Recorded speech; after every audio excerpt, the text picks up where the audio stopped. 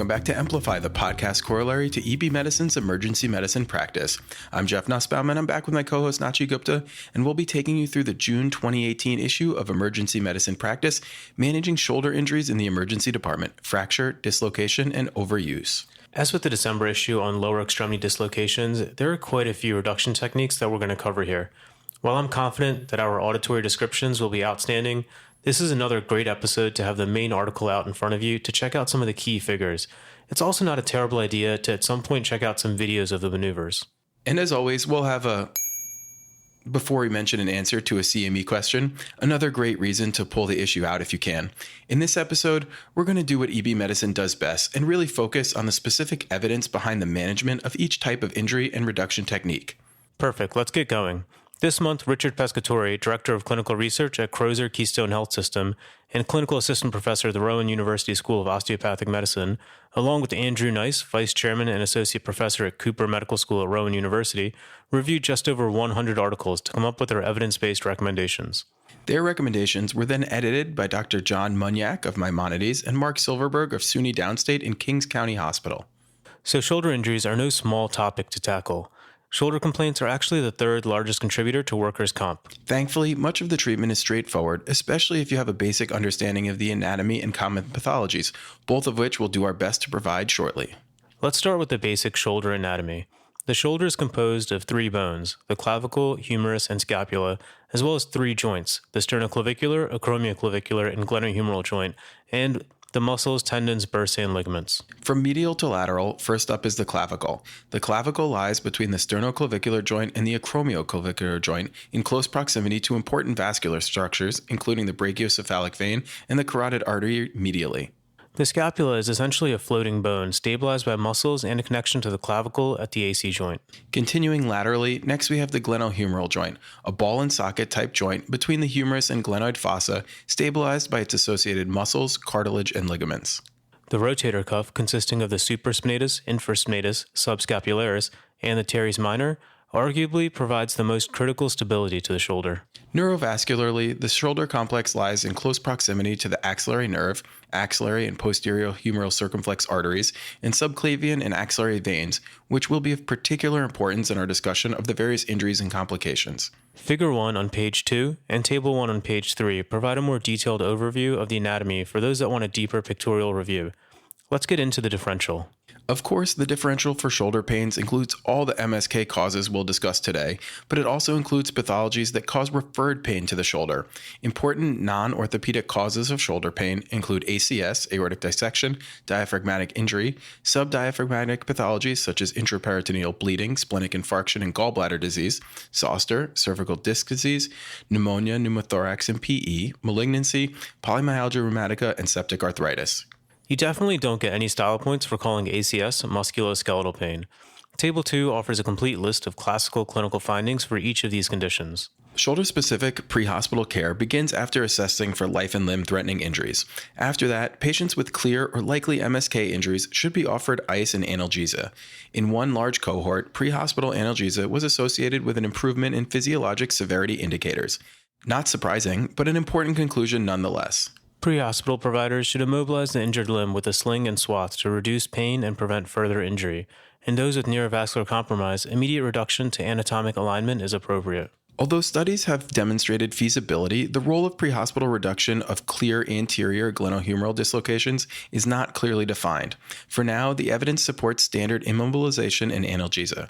And lastly, as for transport destination, consider diversion to centers with on-site orthopedics, especially in cases of potential surgical emergencies. Once in the ED, your history should focus specifically on the mechanism of injury, which can offer huge clues. Clavicle fractures often occur due to falls on an outstretched hand or direct compression from a lateral force. Sternoclavicular injury often occurs due to direct AP force to the medial clavicle. And lastly, acromioclavicular dislocations often occur secondary to a direct blow to the supralateral border of the shoulder. Once you've gathered your history, you can move to the physical. The true detailed shoulder physical should be part of the secondary survey after life and limb threats have been ruled out. Have the patient sit or stand and expose both shoulders to allow for comparison. Begin with inspection, looking for swelling, deformity, wounds, or other skin changes. And there are some classic presentations to take note of. Those with clavicle fractures often sit with their shoulders slumped downward, forward, and inward. Patients with sternoclavicular dislocations often hold their neck flexed forward, tilted ipsilaterally, and rotated away from the injury due to muscle spasms. And even more classic, those with inferior glenohumeral dislocations often present with their hand up. Great point. After inspection, palpate for tenderness and step-off to assess for bony or muscular tenderness and deformity. Pay particular attention to the glenohumeral joint as the shoulder classically loses its roundness once dislocated. To test function, assess both active and passive range of motion. We'll go over a few specific tests in a minute, but first let's talk generally. Those with posterior glenohumeral dislocations often are restricted with respect to external rotation and may have diminished supination of the forearm. Global limitation of both active and passive range of motion with nearly complete loss of external rotation is nearly pathognomonic for frozen shoulder syndrome, whereas weakness when the upper arm is abducted, that's abducted, is often due to rotator cuff injury. Okay, so let's talk about specific exam maneuvers. The NEAR test evaluates the supraspinatus and subacromial bursa by looking for pain with passive forward elevation of the arm. The empty can test also evaluates the supraspinatus and subacromial bursa. In the empty can test, have the patient hold both arms out in front of them as though they were emptying the contents of a can. Pain with downward force on the hands against resistance is positive. The arm drop test evaluates the supraspinatus and infraspinatus by testing for controlled lowering of the fully abducted arm within the sagittal plane. Failure occurring at 90 degrees abduction, that's abduction again, is concerning for injury to the supraspinatus or infraspinatus. And lastly, we should talk about the O'Brien test, in which pain is provoked from downward resistance against the arm and 90 degrees forward flexion, 15-degree adduction, and full internal rotation. The O'Brien test assesses the acromioclavicular joint. Definitely check out the YouTube links in the bottom of page 6 and table 3 for a quick video tutorial of each of the tests. They're only a minute or two long, so you can even watch them before you see your next shoulder injury patient to brush up on your physical exam skills. In terms of the neurovascular exam, assess for axillary nerve function by assessing the strength of flexion, extension, and rotation of the shoulder, as well as sensation along the lateral upper arm. Evaluate the median, radial, and ulnar nerves with an assessment of distal strength and sensation. Do note, however, that if you find a palsy, while they need to be closely followed, most are actually transient. For the pulse exam, test both the radial and ulnar arteries as well as cap refill. And while everybody certainly needs a complete exam, pay particular attention in those over 50, as 86% of vascular injuries occur in this population. Okay, that rounds out most of the stuff we had to talk about for the exam section. Let's move on to diagnostic studies. First, for the shoulder, the American College of Radiology recommends a baseline of 3-view series of x-rays for those with shoulder injuries, an AP, axillary, and scapular Y view. For soft tissue injuries, while not typically imaged in the ED, MRI is generally regarded as the gold standard. For clavicular injuries, you need a minimum of 2 views, the standard AP view and a serendipity view. That's going to need a bit of explaining. I knew you'd ask. A serendipity view is one aimed at 30 to 45 degrees cephalad. With both the AP view and the serendipity view, you have a good opportunity to assess for fracture pattern, degree of displacement, and pneumothorax. Interestingly, the authors also mention that many orthopods believe that a clavicle fracture is enough evidence alone of shoulder trauma to obtain a full shoulder x-ray series, so don't be stingy with your imaging. Check out Figure 2 on page 6 to review some normal x-rays that labeled a basic shoulder anatomy. Specialized x-ray views can also be helpful when your physical exam or previously completed x-rays suggest specific injuries. For example, the Grashy view or scapula view should be used to clearly evaluate the scapula, as often scapular fractures are incidental findings on chest or shoulder radiographs. To minimize the risk of missing a posterior dislocation and to adequately estimate the size of any humeral head defects, radiographic evaluation must include Velpeau or axillary views. Failure to obtain an axillary view, which is often attributed to patient discomfort, is unacceptable, yet this remains an often cited reason for missing a posterior dislocation. Be sure to check out Figure 3 on page 6 for an example of the light bulb sign, which is a classic finding in posterior dislocations. So that's it for x-rays. CT and ultrasound are also worth mentioning. For suspected sternoclavicular joint dislocation, CT is the definitive study. Ultrasound is also gaining traction as a viable modality for diagnosing anterior glenohumeral dislocations. Ultrasound may also be useful as a quick check of reduction success before you go through the trouble of obtaining formal radiographs. Great point. Let's move on to fractures. Clavicular fractures represent a whopping 5% of all fractures presenting to the ED. The clavicle is also the most fractured bone in children. Clavicular fractures can be divided into 3 types, 1, 2, and 3, corresponding to fractures of the middle, lateral, and medial thirds of the clavicle. Type 1, or medial fractures, are by far the most common, representing nearly 80% of cases. Nearly 97% of clavicular fractures unite with conservative management with either a figure of 8 bandage or an arm sling. There are actually 2 trials comparing figure of 8 versus sling management, and a third comparing figure of 8, sling, and collar and cuff. All found no difference in healing between the different methods. For fractures with skin tenting, fractures in high-functioning athletes, intra-articular fractures, and fractures greater than 20 millimeters of shortening, operative intervention may be warranted. Recent studies have cited improved outcomes with operative versus conservative management, especially with mid-shaft fractures. Common complications include deformity, non-union, infection, pseudoarthrosis, and traumatic osteoarthritis. Okay, next up we have scapular fractures. These are very uncommon and usually occur in pedestrians struck by vehicles. One study found that 61% occur in this setting. Similar to clavicular fractures, scapular fractures are also divided into types. There are 4. Type 1 involves the acromion process, scapular spine, or coracoid process. Type 2 involves the neck. Type 3 are intra-articular fractures, and Type 4 fractures involve the body. In the 90% of non-displaced fractures, management is non-operative with sling and swath and ortho follow-up with upright radiographs on a weekly basis for up to 3 weeks. Even in cases of minimal to moderate displacement, management is often with benign neglect, although that too is trending towards more operative intervention, just like clavicle fractures. Glenohumeral joint disruption, marked displacement, or associated neurovascular injury are all indications for open reduction. Complications of scapular fractures include adhesive capsulitis and rotator cuff dysfunction. And the last fracture to discuss are humeral fractures. Proximal humerus fractures occurring proximal to the surgical neck account for more than 75% of fractures in the elderly, often resulting from falls. Humeral fractures are classified according to the Neer classification. Figure 6 outlines each type, but just know that this system involves both the part of the proximal humerus and the relationship of the fracture segments, and that should be enough. Most humeral fractures are treated conservatively. Minimally and non-displaced fractures are treated with a sling and analgesia. Multiple part fractures require orthopedic consultation for possible OR management, and as with lower extremity dislocations, all fracture dislocations warrant emergent ortho eval. Interestingly, the evidence supports physical therapy within 3 days for a chance at a better outcome. In terms of complications from humeral head fractures, avascular necrosis of the humeral head is the most devastating, with rates as high as 90% in 4-part fractures and anatomic neck fractures. Although not as drastic, adhesive capsulitis, more on that in a minute, and rotator cuff syndromes are also well-documented complications. So that rounds out fractures. Let's move on to one of my personal favorite ED topics, dislocations and reductions, which are some of the most fun procedures that we do. First up, sternoclavicular dislocations. I thought we were going to talk about the shoulder. We'll get there in a second, but first we have sternoclavicular dislocations, which are really rare, accounting for less than 1% of total shoulder girdle injuries. Importantly, posterior sternoclavicular dislocations are true emergencies and require ortho or cardiothoracic consultation immediately. If not available and there are signs of any neurovascular or airway compromise, the ED physician should attempt immediate reduction. Although many reduction techniques exist, most are similar. Have the patient lay supine over a bolster placed between the scapulae. Apply lateral traction and extension force to the shoulder while it's abducted to 90 degrees. This should move the clavicle back into the joint. That sounds borderline barbaric. But also kind of fun. Agreed, but because of all the critical nearby structures, like the airway, many authors advocate for a repeat CT following reduction.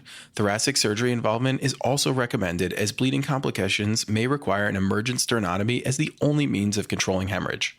Anterior sternoclavicular dislocations, on the other hand, are simply managed with immobilization with or without reduction. Redislocation occurs in 21 to 96%, which begs the question of whether simple closed reduction without ligament reconstruction is sufficient. Moving laterally, the next dislocation to discuss are acromioclavicular or AC joint dislocations. AC dislocations can be broken down into 6 types, with type 3 being the most common. Type 1 injuries involve a sprain of the acromioclavicular ligament. Type 2 injuries involve a tear of the acromioclavicular ligaments. In type 3 injuries, both the acromioclavicular and coracoclavicular ligaments are torn. Type 4 injuries are more extreme and involve a complete dislocation with posterior displacement of the clavicle. Type 5 are the same as type 4 injuries with more soft tissue damage. And lastly, the very rare type 6 dislocation involves inferior displacement of the clavicle. The evidence supports conservative management of types 1 and 2 injuries, but the data is less clear on the others. For type 3 injuries, current evidence supports an initial trial of non-operative management with close ortho follow-up.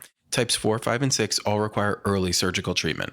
Check out Figure 8 on page 11 for some great images of the injuries associated with the Rockwood classification scheme for the 6 types of AC dislocations we just discussed. All right, so our last dislocation to discuss is, as you mentioned, yours and likely many emergency physicians' favorite dislocation, glenohumeral dislocations.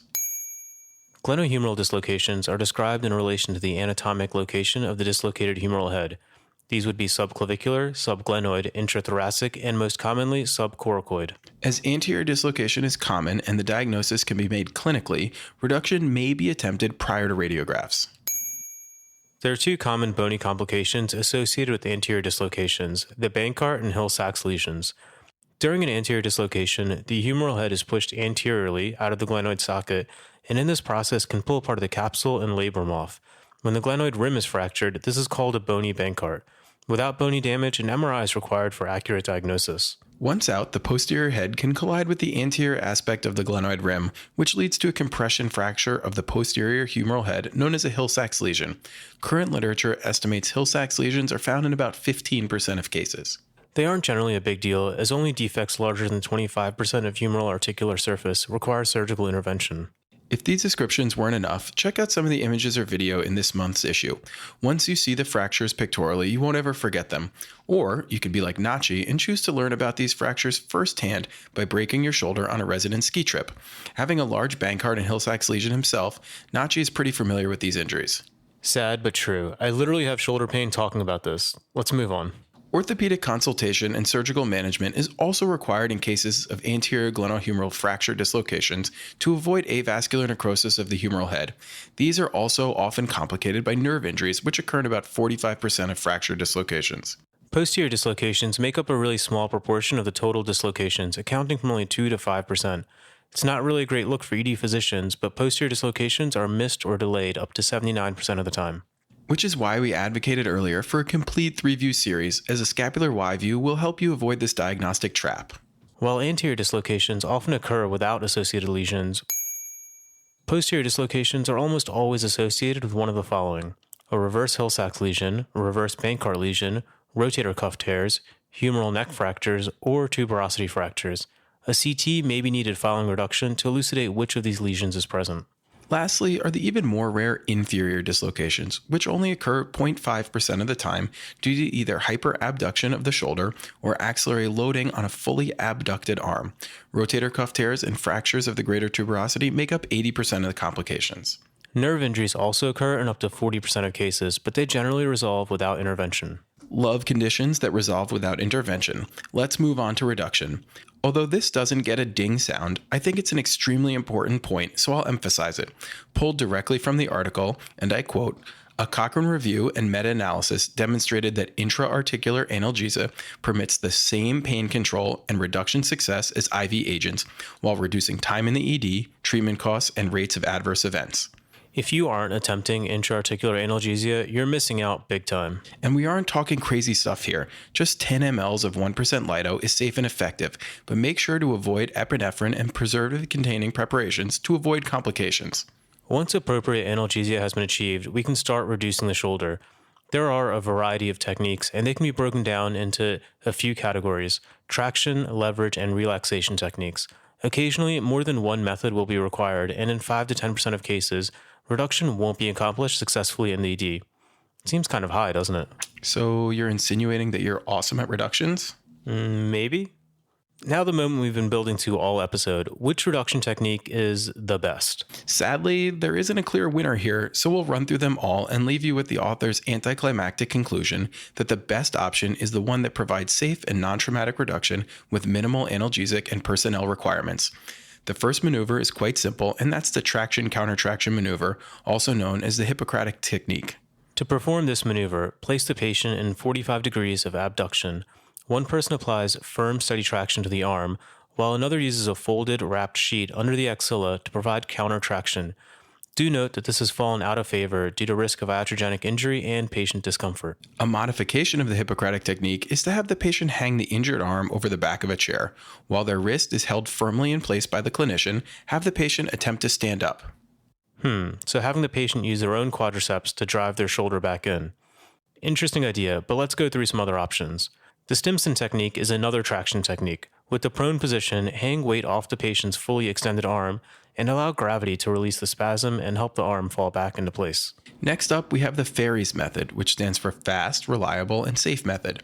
In this maneuver, you hold the patient's wrist and apply gentle traction while simultaneously abducting the arm and applying an up and down oscillatory movement until you reach 90 degrees of abduction. At this point, you begin applying external rotation and continue to abduct the arm until reduction is achieved. Next up would be the Coker method, but we're going to skip it here as it's fallen out of favor due to risk of iatrogenic injury. So therefore, the next technique is scapular manipulation. This is a technique that is often combined with the Stimson technique. For scapular manipulation, push the inferior tip of the scapula medially while rotating the superior aspect laterally to position the glenoid to accept the displaced humeral head. Certainly a useful maneuver to attempt. Next, we should discuss the Cunningham technique. To perform the Cunningham technique, place the patient in a hard-back chair, sitting as upright as possible with relaxed shoulders. Kneel next to the patient and place your wrist over the patient's forearm. Place the patient's hand on your shoulder. Slowly move the patient's arm into full adduction and gently massage the ipsilateral trapezius, deltoid, and biceps in a sequential and deliberate manner. The shoulder will reduce when the spasm has abated. Next, we have the Davos technique. With the patient sitting on a bed, flex the ipsilateral knee as much as possible. Place both hands over the flexed knee and secure them together. Then, while you're sitting on the patient's foot as an anchor, have the patient lean back and slowly roll their shoulders forward to self-reduce with no effort on your part. There's also the external rotation method of Lydelmeyer, as well as the modified forward elevation maneuver of Cooper and Milch, both of which are leverage techniques. For the external rotation of Lydelmeyer, externally rotate the arm adducted at the shoulder with the elbow flexed. And for the modified Cooper and Milch, abduct and externally rotate the dislocated arm. Simple enough. Lastly, we have the Sewell method. Massage the muscles of the anterior deltoid and pectoralis while the arm is flexed forward until reduction is achieved. There's a bit more detail that goes into this technique, and you'll have to watch the linked video from the article to really see and understand it. That was a lot, so let me summarize. There are lots of techniques, of which we covered a few here. None have been proven superior to another. Your approach must be patient and provider specific. Regardless of the technique used, the literature estimates a success rate of about 70 to 90%.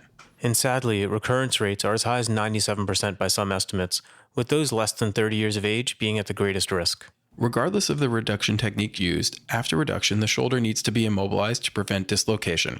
After checking a post-reduction x-ray, all patients should follow up in 1 to 2 weeks with, quote, an overwhelming agreement in the literature for orthopedic referral and shoulder MRI for all young and active patients with first-time traumatic dislocation.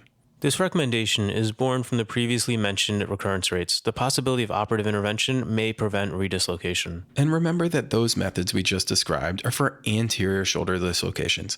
Inferior and posterior dislocations require a separate approach. For posterior dislocations, first consider the patient's functional status.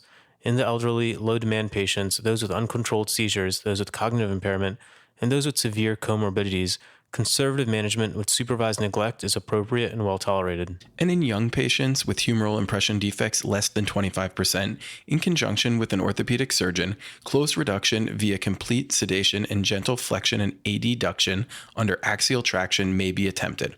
Afterwards, the patient should be braced in external rotation and abduction for 4 weeks. So that's it for posterior, but lastly, we still have inferior dislocations. These require a two-step process. First, convert the inferior dislocation to an anterior position, then use any of the reduction techniques we just described.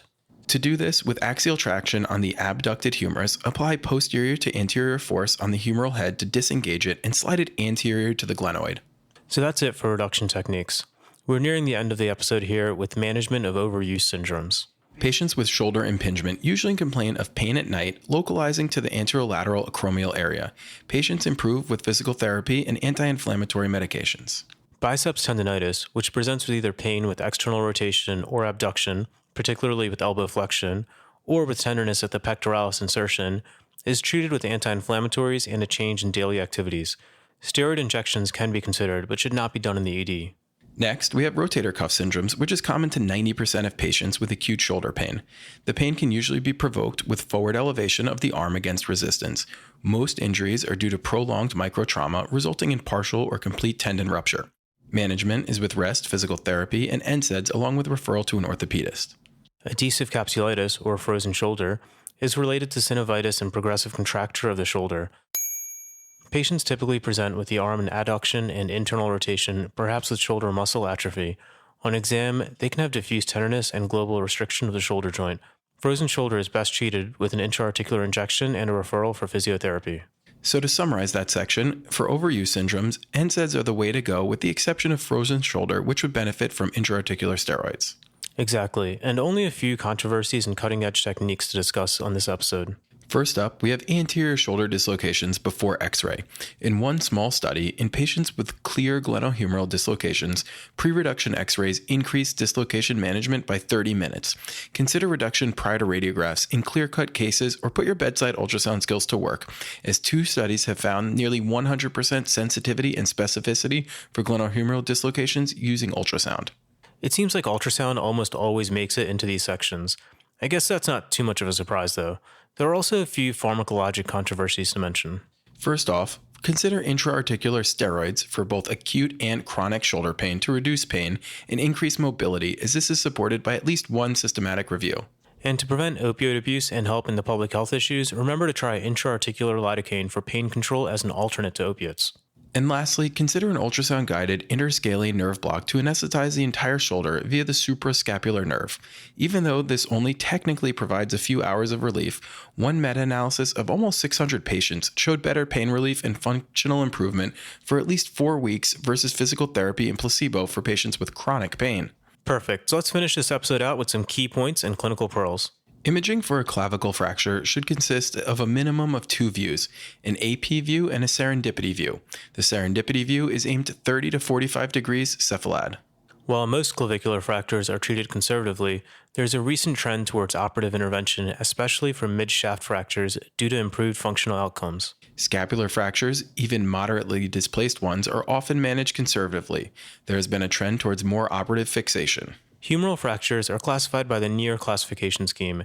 Non-displaced and minimally displaced fractures are treated non-operatively. Avascular necrosis of the humeral head is the most devastating complication of humeral head and neck fractures. Following reduction of a posterior sternoclavicular dislocation, repeat CT may be warranted to assess important surrounding structures. Rockwood type 1 and 2 AC dislocations are managed non-operatively, whereas types 4, 5, and 6 should be managed surgically. Bankart and Hill-Sachs lesions are both commonly associated with anterior glenohumeral dislocations. Posterior dislocations rarely occur in isolation. They often occur with bony or soft tissue injuries. Reduction is typically achieved with complete sedation and gentle manipulation. To reduce an inferior dislocation, first convert it to an anterior dislocation, and then reduce it via traditional methods. Following reduction, all patients should have their shoulder immobilized and should follow up with an orthopedist, especially in young patients who are at elevated risk for recurrence. Overuse syndromes and soft tissue injuries are typically amenable to NSAIDs and physical therapy. Frozen shoulder should be treated with intra-articular steroids. Intra-articular lidocaine is recommended for pain control for shoulder injuries. This reduces the need for procedural sedation or opiate use and also shortens time to disposition. Avoid epinephrine or preservative-containing preparations. When a shoulder fracture or dislocation is suspected, a 3-view X-ray is warranted, including the AP, axillary, and scapular Y views. Posterior sternoclavicular joint dislocations are a true emergency, requiring orthopedic or cardiothoracic consultation. If there is a delay to consultant arrival, the emergency physician should attempt reduction immediately. For anterior shoulder dislocations, no one method of reduction has been proven to be superior. Consider a relaxation technique first, as these have little to no risk. Often a combination of methods will be needed. Redislocation is exceedingly common. So that wraps up the June 2018 episode of EMplify. We're mere weeks away from the Clinical Decision-Making Conference, June 21st to June 24th. Hopefully you're going or can get some last-minute time off for a trip. And if you can't make it out to Ponte Vedra, you can follow us on Twitter at EBMedicine for live updates from the conference. For those of you looking for CME, the address for this month's credit is ebmedicine.net/E0618. So head over there right away to get the credit you deserve. Talk to you all next month.